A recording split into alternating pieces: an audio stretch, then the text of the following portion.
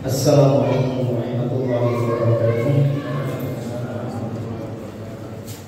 Innal hamdalillah nahmaduhu wa nasta'inuhu wa nastaghfiruh wa na'udzu billahi ta'ala min shururi anfusina wa min sayyiati a'malina.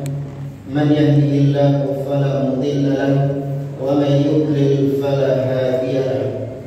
Wa asyhadu an la ilaha illallah wahdahu la syarika lahu wa asyhadu anna Muhammadan 'abduhu wa rasuluh. Ya ayyuhalladzina amanu taqullaha haqqa tuqatih wa la tamutunna illa wa antum muslimun.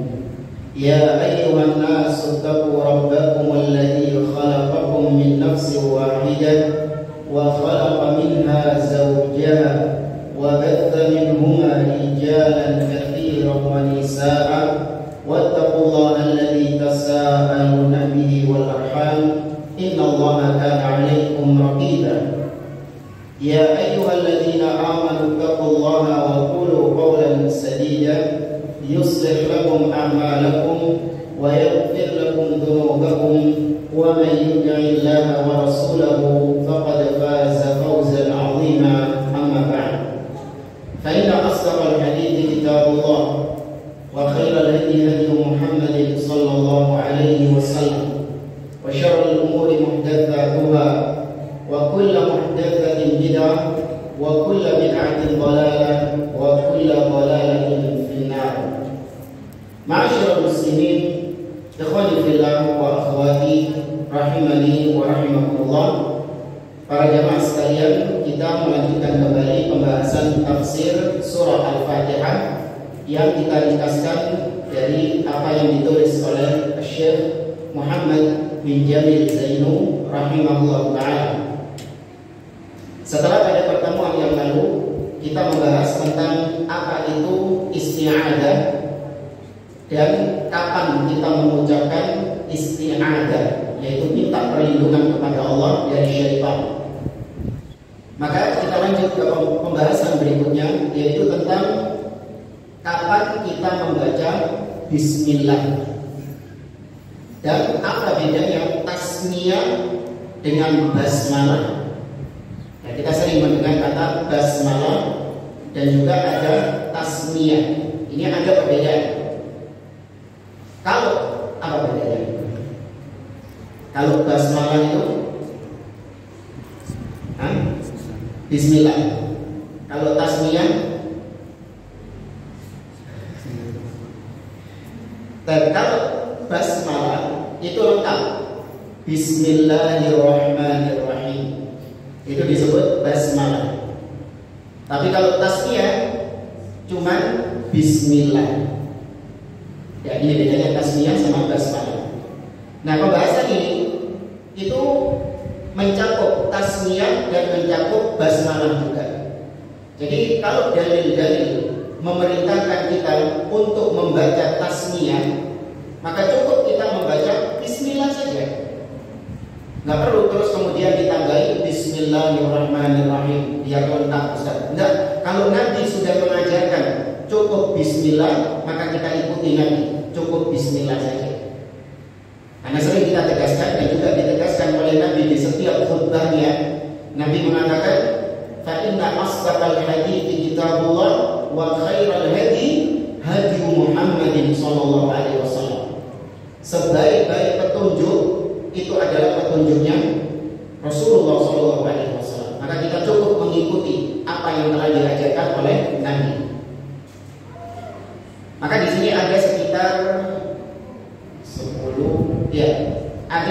10 tempat kapan kita membaca tasmiyah bismillah, dan cuma 2 tempat kita membaca basmalah bismillahirrahmanirrahim. Ya, kita mulai dulu dengan tasmiyah. Yang pertama indal wudu, yaitu ketika kita hendak berwudu. Nabi SAW mengatakan, la salata liman la wudu'a lahu. Tidak sah salat seseorang yang tidak berwudu. Kemudian wala wudu'a liman lam yadhkur ismallahi alaihi. Dan tidak sempurna wudhu seseorang yang tidak diawali dengan bismillah di dalamnya. Ya, maka kalau mau wudhu cukup apa? Bismillah. Itu yang diajarkan Nabi SAW. Justru ketika kita menambah-nambahi Bismillahirrahmanirrahim, ini bukan berarti kemudian kita nggak boleh ngomong Bismillahirrahmanirrahim, tidak. Tapi tidak pada tempatnya. Karena Nabi sudah mengajarkan Bismillah, cukup kita Bismillah. Kemudian yang kedua, kapan kita membaca Bismillah? Yaitu tudkar indad dzabhi wa indal isqiyah. Ketika kita mau menyembelih hewan sesembelihan, atau ketika kita mau memancing atau berburu. Ya, ketika kita mau mancing atau berburu. Allah berfirman dalam surah Al-An'am ayat 121, kata Allah Subhanahu wa taala, "Wa la ta'kulu mimma lam yuzkar ismullahi 'alaihi."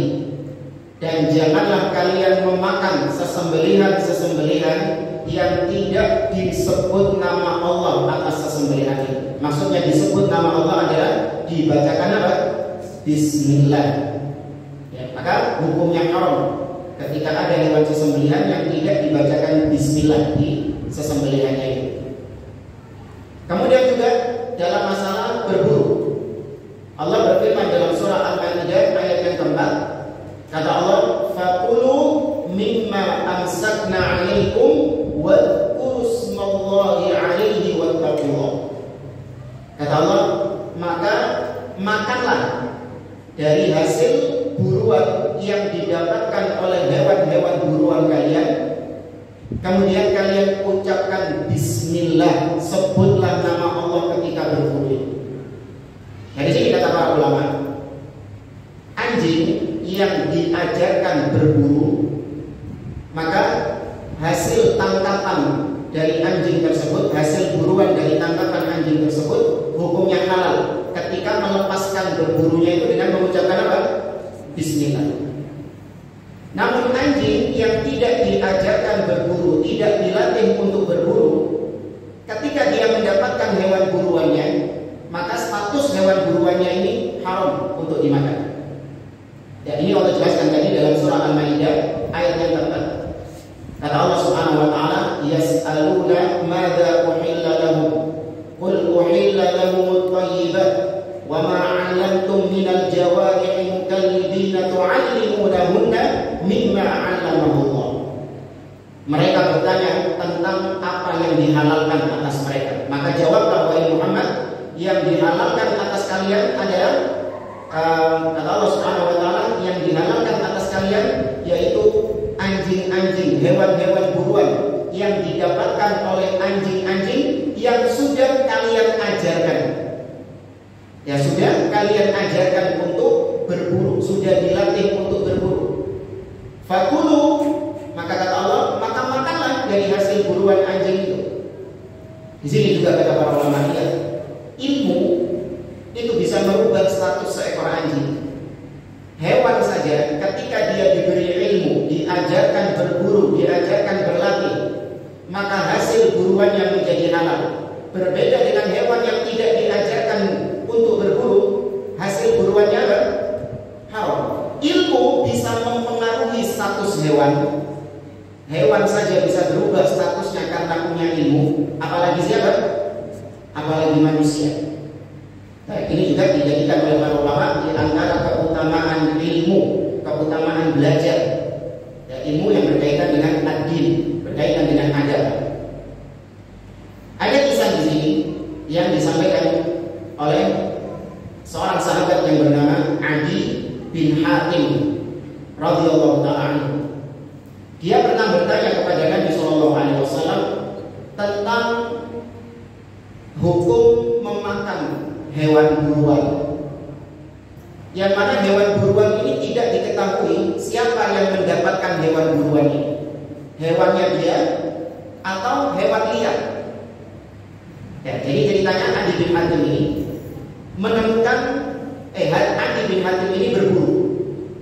Ya, dia melepaskan anjingnya untuk menangkap hewan buruan. Kemudian setelah didapati, hewan buruannya ini mendapatkan tangkapan. depannya dia itu ada anjing liar. Ya, di samping itu ada anjing liar dan tidak diketahui siapa yang mendapatkan buruan ini. Anjingnya dia atau anjing liar itu. Maka gimana hewan buruannya? Boleh dimakan atau enggak? Paham kasusnya ya?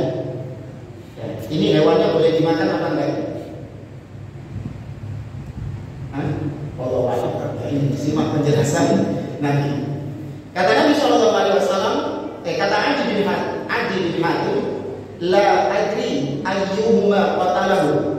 Aku ya Rasulullah tidak tahu siapa di antara dua anjing ini yang mendapatkan hewan buruan. Enggak tahu ya. Maka kata Nabi, la takul, jangan kau makan hewan buruan tersebut. Fa inna ma sammaita ala kalbi wa lam tusammi ala ghairihi. Karena kau mengucapkan bismillah itu ketika kau melepaskan anjingmu saja. Tapi anjing yang lain itu tidak kau ucapkan bismillah. Sehingga dikhawatirkan tangkapan anjing tersebut tidak halal bagimu. Ini yang disebut dengan syubhat. Ya, perkara yang samar-samar, perkara yang ngeblur, abu-abu. Seorang muslim ketika dia tahu ini perkara yang tidak jelas kehalalan dan keharamannya, ya, maka yang dilakukan adalah meninggalkannya. Nabi SAW mengatakan, innal halala bayyinun wa innal harama bayyinun wa bainahuma umurun mushtabihat la ya'lamuhunna katsirun minan nas. Sesungguhnya yang halal itu terang benderang, yang haram terang benderang, dan di antara yang halal dan yang haram ada perkara-perkara syubhat, perkara yang samar-samar, yang banyak manusia tidak mengetahui hakikat dari perkara tersebut. Faman ittaqa syubhat, barang siapa yang menjaga dirinya dari perkara-perkara syubhat, faqad istabra'a li dinihi wa 'irdihi, maka sungguh dia telah menjaga kehormatannya, menjaga dirinya dan menjaga agamanya. Enggak mau dia perkara syubhat. Tapi sebaliknya kata Nabi, wa man waqa'a fi syubhat waqa'a fil haram. Tapi barang siapa yang nekat menerjam perkara-perkara syubhat tersebut, maka dia sama saja menerjam perkara-perkara yang haram. Ya, menerjam perkara yang haram. Maka kalau syubhat tinggalkan sampai jelas bagi kita apakah itu halal atau haram. Dan yang sudah jelas jangan dibikin syubhat. Ya, misalnya ini air. Sudah jelas ini air, masih ditanyakan. Ya, ini airnya ini apakah bersih dari apa misalnya? Dari kandungan-kandungan najis atau babi, apakah bersih dari khamar misalnya. Nah, ini sudah perkara yang jelas terang benderang. Justru ketika kita meragukan, ini namanya was-was dari syaitan. Nggak boleh. Ya, sudah jelas yang menjual makanan itu adalah seorang muslim. Ya, masih dicurigai, masih ditanyakan. Ini halal, bahan bakunya apa saja, komposisinya apa saja. Tidak. Ya, kecuali kalau ada tanda-tanda, ya, ada bukti-bukti. Nah, di situ baru menjadi perkara yang syubhat. Tapi kalau hanya berasal dari was-was saja, nah ini nggak boleh seorang mukmin demikian.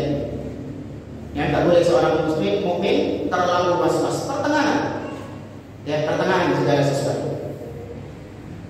Kemudian yang ketiga, kapan kita membaca Bismillah, yaitu inda ibtida'i ta'am wa syarab, ketika mau makan dan mau minum. Itu juga Bismillah tok. Nggak pakai tok. Ya, Bismillah. Dalilnya ada seorang bocah, anak kecil. Jadi pernah ada suatu jamuan makanan. Di situ ada seorang bocah yang dia itu makannya itu ngambil sana, ngambil sini, cawe sana, cawe sini, cukup ikat. Maka ketika melihat itu, Nabi SAW mengatakan, ya ghulam, samillah. Wahai bocah, ucapkan, sebutkan nama Allah. Artinya sebelum makan, ucapkan Bismillah. Wa kul biyamini, dan makan dengan tangan kananmu. Ya, karena bocah tadi nyamuk sana, nyamuk sini, nyamuk sana. Makan dengan tangan kananmu. wa kul mimma yali, dan makanlah makanan yang dekat-dekat dulu. Ini kalau prasmanan beda lagi. Makanan yang dekat kurang enak kan? Yang jauh-jauh itu enak. Tapi sekali lagi, kalau memang makanan yang dekat itu sama dengan makanan yang sana, maka nggak usah ngambil yang sana. Ya, ambil yang ada di dekat kita. Kecuali kalau makanan yang di dekat kita ini makanan yang kita memang nggak suka, makanan yang memang kita nggak boleh memakannya karena alasan kesehatan misalnya. Tapi kalau makanan di dekat kita ini makanan yang kita suka, makanan yang tidak masalah bagi kita, maka ambil yang terdekat dulu. Yang keempat, kapan kita mengucapkan Bismillah, yaitu lirruqyati minal waj'i wal marad, ketika meruqyah dari suatu penyakit atau dari suatu yang sihir, ya gangguan sihir dan yang semisal dengan. Disebutkan syaka Uthman ibnu Abil As al-Thaqafi ila Rasulillah sallallahu alaihi wasallam waja'an yajiduhu fi jasadihi mundu aslam. Ada seorang sahabat yang bernama Uthman bin Abil As, bukan Uthman bin Affan, beda. Uthman bin Abil As ini pernah mengeluh kepada sahabat, kepada Nabi sallallahu alaihi wasallam tentang penyakit yang ada di tubuhnya yang sudah dia rasakan sejak dia masuk Islam. Maka Nabi SAW mengajarkan, "Dha' yadaka 'ala alladhi ta'allama min jasadi." Letakkan tanganmu di tempat yang kau sakit itu. Ya, misalnya dada yang sakit, ya, atau punggung atau kaki, letakkan tanganmu di tempat itu.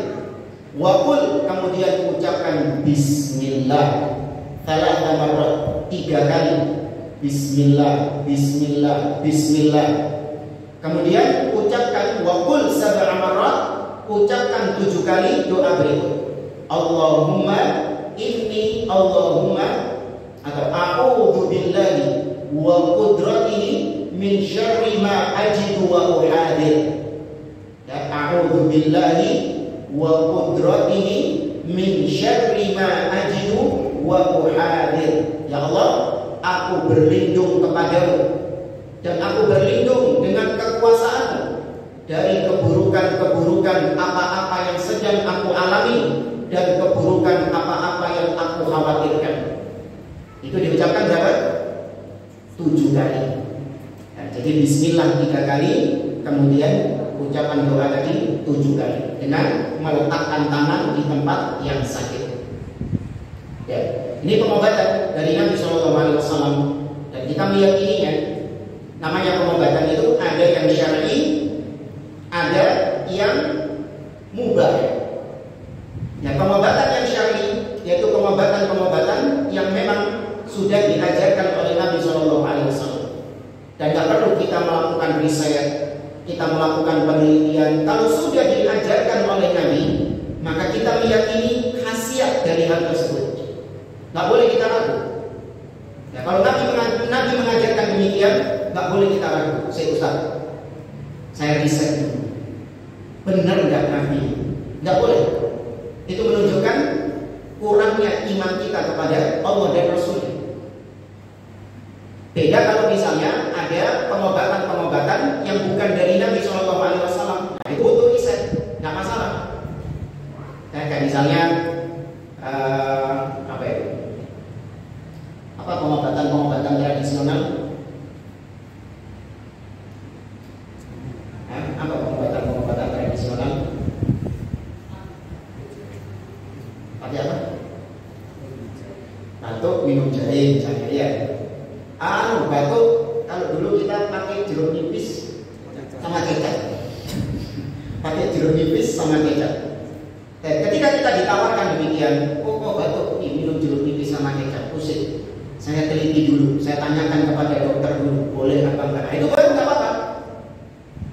Ya, baru kita boleh untuk meragukan hal tersebut. Boleh kita terima, boleh kita tidak menerimanya. Tapi kalau Nabi SAW yang mengajarkan, maka harus diyakini kebenarannya. Ya, nanti soal kita mau melakukan atau tidak itu urusan lain. Ya, soal kita kerjakan pengobatan Nabi ini atau tidak itu urusan lain. Tapi meyakini bahwa pengobatan Nabi SAW itu benar-benar hak, ini wajib hukumnya. Bisa dibedakan. Ya. Nabi misalnya mengatakan habbatus sauda dawaun likulli marad. Habbatus sauda, jinten hitam, itu adalah obat dari segala penyakit, illal maut, kecuali kematian. Kita benarkan nggak ucapan ini? Wajib kita benarkan, nggak perlu kita meragukannya. Soal nanti ketika kita sakit, wajib nggak kita harus pakai habbatus sauda? Bisa dipahami nggak? Membenarkan hadis Nabi, hukumnya apa? Wajib, nggak boleh kita ragu. Yakin kita bahwa habbatus sauda itu menyembuhkan penyakit dengan izin Allah Subhanahu wa taala. Sebab untuk menyembuhkan penyakit dia. Namun ketika kita sakit, wajib nggak kita menggunakan habbatus sauda itu? Nggak wajib. Nggak wajib. Boleh kita menggunakannya dan boleh kita menggunakan yang lainnya. Ini perkara yang harus dipahami bersama bahwa apa yang disampaikan Nabi SAW itu hak. Kemudian masih poin yang keempat, Bismillah itu untuk mengobati.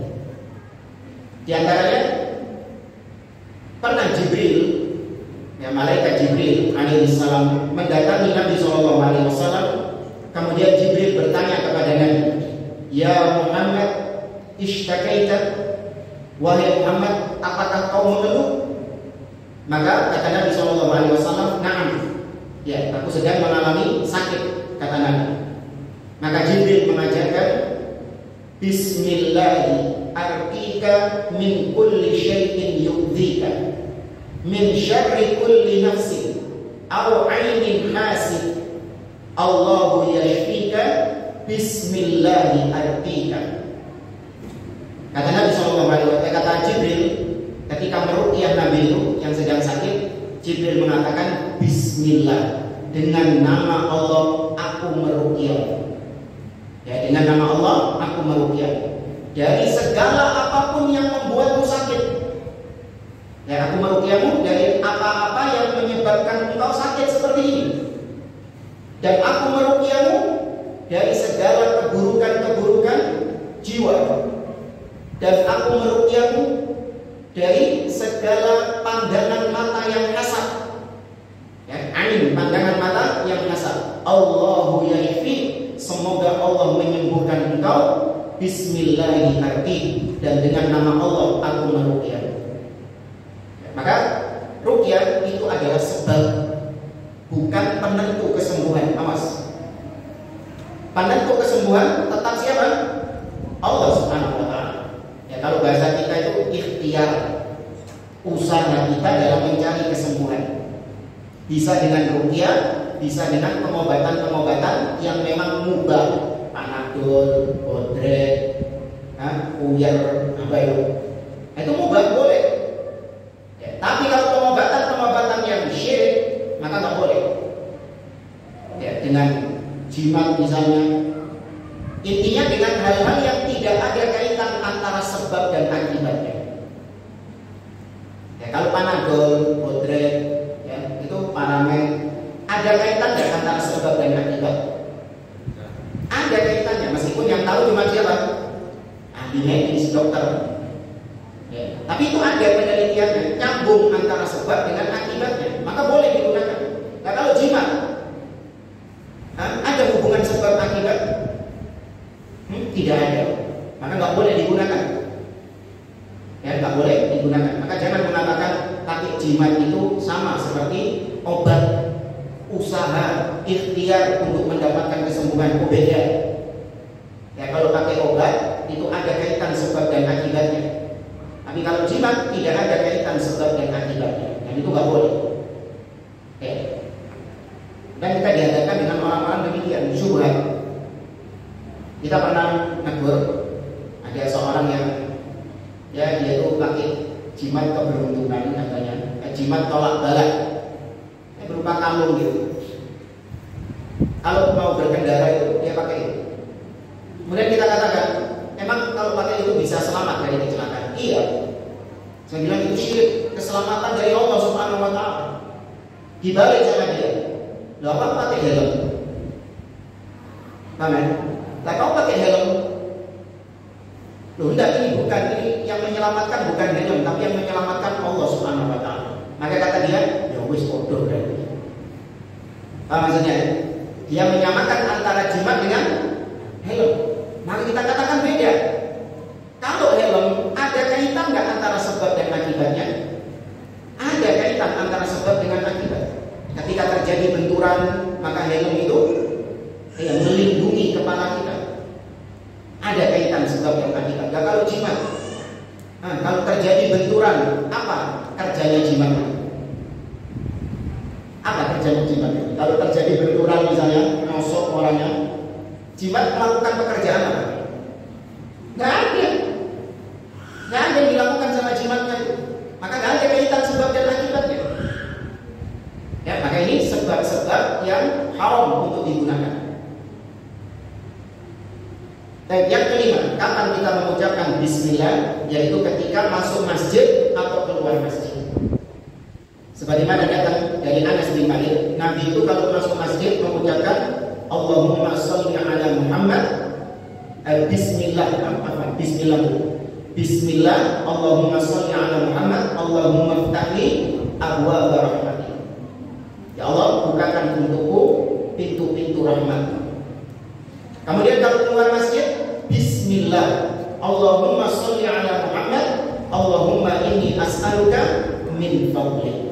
Ya Allah, sesungguhnya aku memohon karunia. Yang diawali dengan apa dulu tadi? Bismillah. Yang keenam, ini buat yang sudah nikah. Kapan kita mengucapkan bismillah? Ketika mau berhubungan. Ya, kata Nabi SAW, "Lau anna ahadakum idza arada an ya'tiya ahlahu qala bismillah Allahumma jannibna syaitan wa jannibish syaitan ma razaqtana fa innahu in yuqaddar bainahuma waladun fi dhalik lam yadurruhu syaitanun abadan." Kata Nabi, apabila seorang mendatangi istrinya ya untuk menggauli istrinya, kemudian dia mengucapkan bismillah, ya Allah, jauhkanlah syaitan dari kami dan jauhkanlah syaitan dari apa yang kau rizkikan kepada kami. Maksudnya dari hubungan itu Allah beri rizki berupa apa?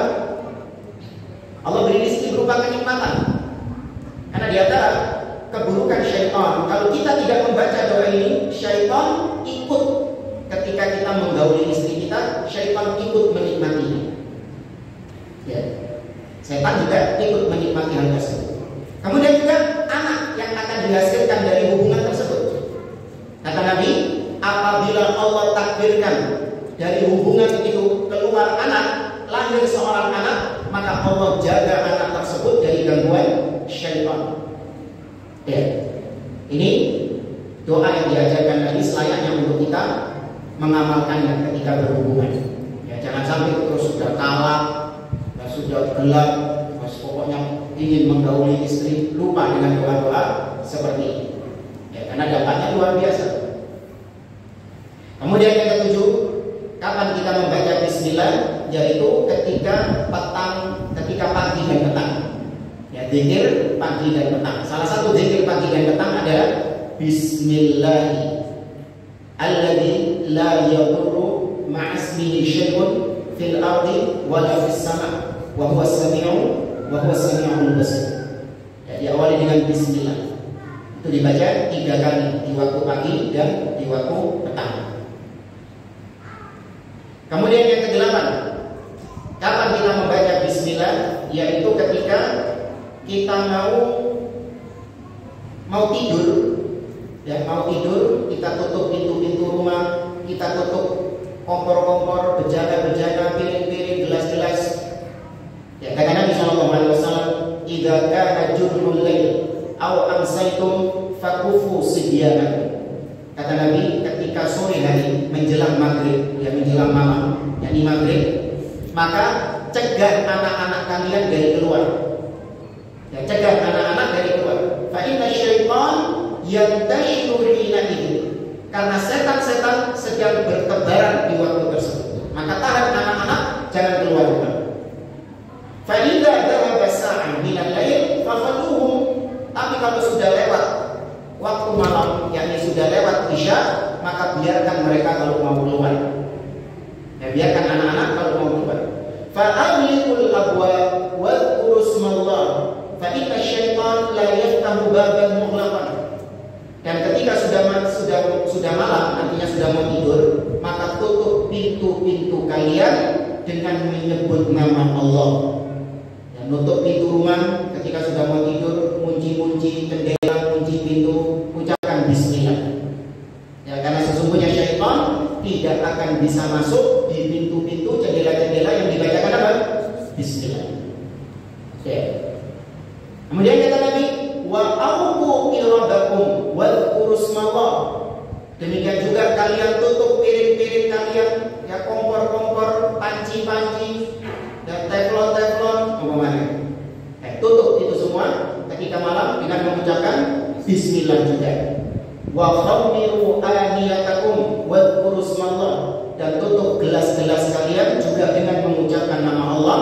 Walau an ta'udu 'alaiha syai'an. Meskipun kalian tutupnya itu cuma dengan menggunakan kain saja. Dan tutupnya dengan menggunakan serbet atau ditutup tisu, itu ucapkan bismillah di situ. Wa atfi'u masabihakum. Dan matikan lampu-lampu kalian. Ya, atau api-api kalian, lampu-lampu kalian dimatikan. Nah, ini diantara sunnah Nabi SAW ketika malam hari. Dan penelitian memang demikian. Ada yang mencoba peneliti itu, dia taruh kamera di dapur atau di meja makan, dan ketika gelas-gelas, piring-piring itu tidak ditutup, itu minimal ada cicak-cicak, ya, cicak-cicak yang hinggap di situ. Ya, ada cicak-cicak yang juga hinggap di situ. Nah, ini penyakit. Ya, apalagi kalau rumahnya ada kecoaknya dan lain sebagainya, itu membawa penyakit. Nah, kemudian yang ke-9, kapan kita mengucapkan bismillah? Ketika keluar rumah atau masuk rumah? Nah, ini kita singkat saja. Ketika keluar rumah, Nabi SAW mengajarkan doa apa? Bismillahi tawakkaltu 'ala Allah, la haula wa la quwwata illa billah. Apa manfaatnya? Kata Nabi SAW, yuqalu hina idin hudita wa kufita wa wuqita. Barang siapa yang membaca doa tadi, maka dikatakan kepada orang tersebut, kau sudah mendapatkan petunjuk, kau sudah mendapatkan kecukupan, kau sudah mendapatkan penjagaan. Ya, mendapatkan 3, dapat hidayah, dapat kecukupan rezeki, dan dapat proteksi penjagaan. Sehingga fatatanaha lahu syayatin, setan-setan pun gak bisa mendekati, menjauh darinya. Sehingga setan-setan mengatakan kepada teman-temannya, kaifa birajulin, kaifa laka birajulin qad hudiya wa kufiya wa wuqiya. Kata setan kepada setan yang lain, bagaimana kau bisa mengganggu seseorang yang sudah diberi hidayah, yang sudah diberi kecukupan, dan sudah diberi penjagaan? Gak bisa kau mengganggunya. Oke. Ini kita amalkan ketika kita mau keluar rumah. Dan ketika mau masuk rumah, kata Nabi SAW, idza dakhala ar-rajulu baitahu, apabila seseorang masuk ke dalam rumahnya, fa dzakarallaha 'azza wa jalla 'inda dukhulihi wa 'inda ta'amihi, kemudian dia masuk dengan menyebut nama Allah, bismillah. Ya, bismillah dulu, baru kemudian ucapkan salam. Ya, bismillah, kemudian ucapkan salam kepada orang rumah. Assalamualaikum. Kemudian ketika dia mau makan, dia mengucapkan bismillah, maka setan akan mengatakan kepada setan yang lain, la mabita lakum wa la asya. Gak ada tempat tinggal bagi kalian di rumah ini, dan juga tidak ada makanan bagi kalian di rumah ini. Tapi kalau sebaliknya, fa idza dakhala falam yadhkurillah 'inda dukhulihi, kalau dia masuk rumah dan tidak menyebut nama Allah ketika masuk rumah, maka syaitan mengatakan adraktumul mabit wa adraktumul asya. Ayo, di rumah ini kalian punya makan malam, dan di rumah ini kalian ada tempat tinggalnya. Ya, kalau tidak mengucapkan bismillah ketika masuk atau ketika mau makan. Nah, kemudian yang terakhir yang ke-10, bismillah, yaitu ketika menunggangi tunggangan. Kita nggak ada mungkin di sini menunggangi hewan tunggangan. Berarti apa? Menaiki kendaraan, entah mobil, motor.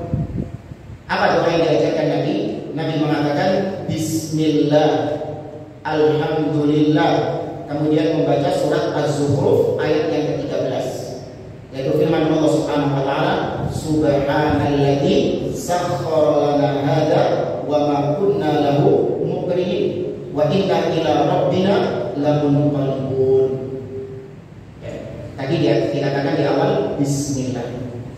Tapi doa di setiap kita mau menaiki kendaraan, jangan dibaca cuma ketika mau godok. Ya. Karena ada sebagian orang itu ketika mogok baru dia baca doa. Bismillah, alhamdulillah, subhanalladzi sakhkhara lana hadza wa ma kunna lahu muqrinin wa inna ila rabbina lamunqalibun. Baru disahkan. Bukan, ini bukan doa buat mogok ini.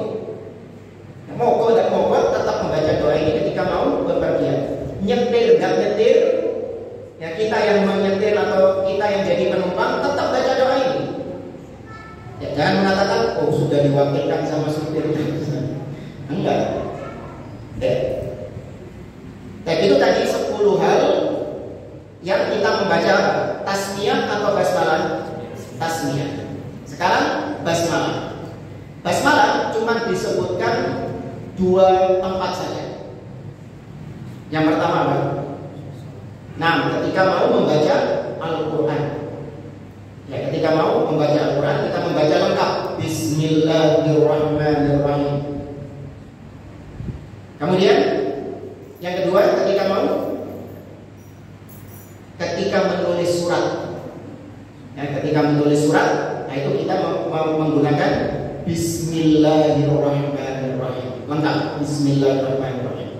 Sebagaimana Nabi SAW dahulu pernah mengirim surat kepada raja-raja yang ada di zaman tersebut, kepada Raja Persia, siapa? Kisra. Ya, kepada Raja Romawi, siapa? Kaisar. Ya, kepada Raja Mesir, Muqawqis. Ya, kepada Raja Habasyah, An-Najasyi. Itu dikirimi surat sama Nabi, ajakan untuk masuk Islam. Apa isi suratnya? Dan sampai sekarang ada, masih tersimpan di museum suratnya Nabi kepada Heraklius, kaisarnya Romawi. Nabi ketika nulis surat itu mengatakan Bismillahirrahmanirrahim min Muhammadin Rasulillah ila Herakl azimir Rum, dari Muhammad sang utusan Allah kepada Heraklius penguasa Romawi. Salamun ala man ittaba'al huda, semoga keselamatan bagi siapa saja yang mengikuti jalan petunjuk. Kemudian aslim taslam yu'tikallahu ajraka marratain, masuk Islamlah maka kau akan selamat dan Allah akan memberikan kepadamu pahala 2 kali lipat. Ya, jadi kita nulis Bismillahirrahmanirrahim ketika nulis surat. Ya. Perlu didudukkan juga di zaman kita sekarang, kalau kita khawatir menulis surat dengan lengkap Bismillahirrahmanirrahim, khawatir itu nanti akan dijadikan oleh sebagian orang untuk hal-hal yang memang tidak layak, maka cukup kita tulis Latinnya saja. Nah, ini ijtihad sebagian ulama. Contohnya surat undangan, ya, entah undangan pernikahan, ya, atau undangan tasyakuran, undangan apa. Nah, itu ketika nulis Bismillahirrahmanirrahim, kalau kita lihat bahwasanya kebiasaan orang-orang di sekitar kita itu kurang memperhatikan lafal Allah, kurang memperhatikan asma Allah, sehingga khawatir berujung berakhir di mana undangannya ini? Tempat sampah, atau enggak jadi bungkus gorengan misalnya.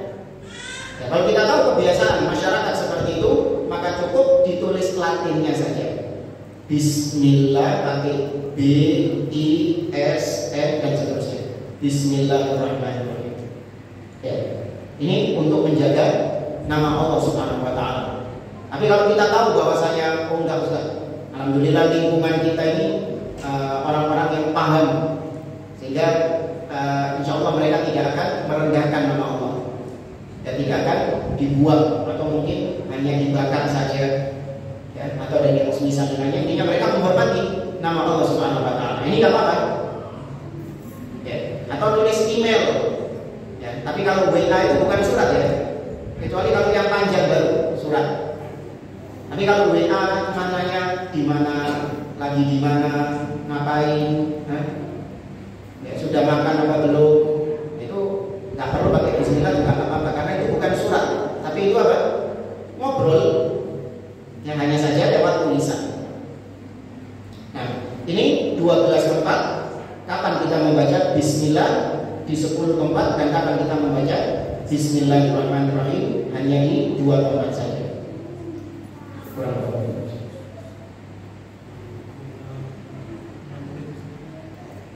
5 menit. 4 menit. Nah, kita ringkas ya. Jadi jenengan pulang cuma bawa ringkasan-ringkasan ini saja dan Anda amalkan di kehidupan Anda, ini insya Allah sudah cukup bagi kita. Tidak perlu mungkin hafal dalilnya, tapi nanti doa-doa yang tadi itu juga dihafalkan. Nah, yang pertama tadi kita ulangi, kita membaca bismillah ketika wudu, ya, kemudian ketika menyembelih, ya, kemudian yang ketiga ketika makan atau minum, kemudian yang keempat ketika meruqyah, ya, kemudian yang kelima ketika berburu, sudah. Nah, masuk masjid atau keluar masjid, ya. Yang keenam ketika berhubungan dengan istri, ya, benar, ya. Yang ketujuh ketika zikir pagi dan petang, ya, ketika zikir pagi dan petang. Kemudian yang kedelapan, ketika mau keluar rumah, mau tidur, tutup pintu, tutup jendela, tutup perabotan. Kemudian yang ke-9, ya, ketika keluar rumah atau masuk rumah. Dan yang 10 ketika mau mengendarai tunggangan, ya. Yang 11 basmalah ketika mau membaca Al-Quran. Dan yang ke-12 ketika menulis surat, ya. Ini tempat-tempat kapan kita membaca bismillah dan bismillahirrahmanirrahim. Tapi barangkali yang bisa kita sampaikan, insyaallah kita lanjutkan pembahasan kita di pertemuan berikutnya.